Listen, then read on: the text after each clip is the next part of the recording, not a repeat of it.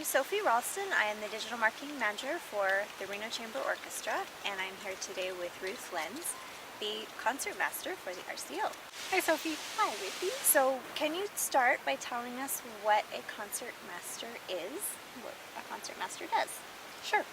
A concertmaster is the first chair violin of an orchestra. From my seat, usually I serve as kind of a conduit between the conductor and the orchestra. I try to model a good attitude and figure out what the conductor wants and demonstrate it to other musicians. I'm also responsible for deciding if our bows go this way or this way on every single note, so that's actually a pretty big part of my job. Those are a few things I do.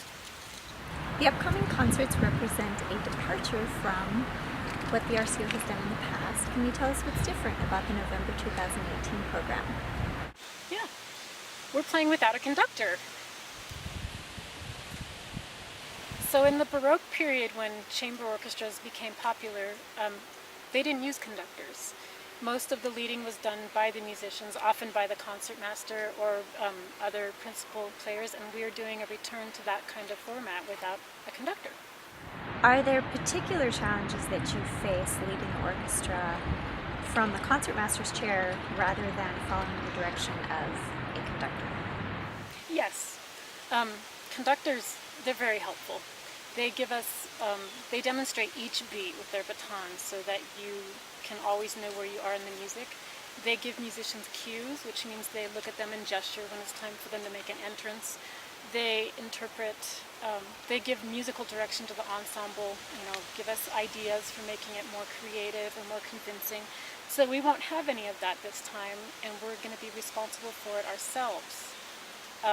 I will do a lot of the leading from my chair. Other principal players will lead from where they are. We'll have to give each other musical feedback, and it'll just be kind of a democracy. It's going to be a lot of fun. Tell us something about the pieces that you and the orchestra will be performing. We'll be returning to music from the Baroque and early classical period for this concert, since we're without a conductor. One of the pieces is the Telamon Ulster suite, which it's not performed that often, and it's a really humorous kind of quirky piece. It has 4 French horns in it, oboes, bassoon, and reduced string section, and there's a lot of just funny effects and a lot of joy in this piece, but it's quirky. And then we're going to be doing a very famous piece, Mozart's Symphony No. 25 in G minor. He wrote it when he was 17. It's one, if you've ever watched Amadeus the movie, when they're wheeling Salieri off, it plays that. It's that piece. Okay. And it's one of the earliest examples of the Sturm und Drang style, or storm and stress. And it's very dramatic. There's a lot of contrasting moods. And then the final piece we'll be playing is Vivaldi's Four Seasons, which is a violin concerto. It's one of the very first pieces written to depict actual scenes, stories, situations, and he specifically wrote things to demonstrate like chirping birds, flowing streams, storms, parties gathering, drunk people staggering around, barking dogs, hunting, prey animals. All this stuff is in there, buzzing flies, chattering teeth.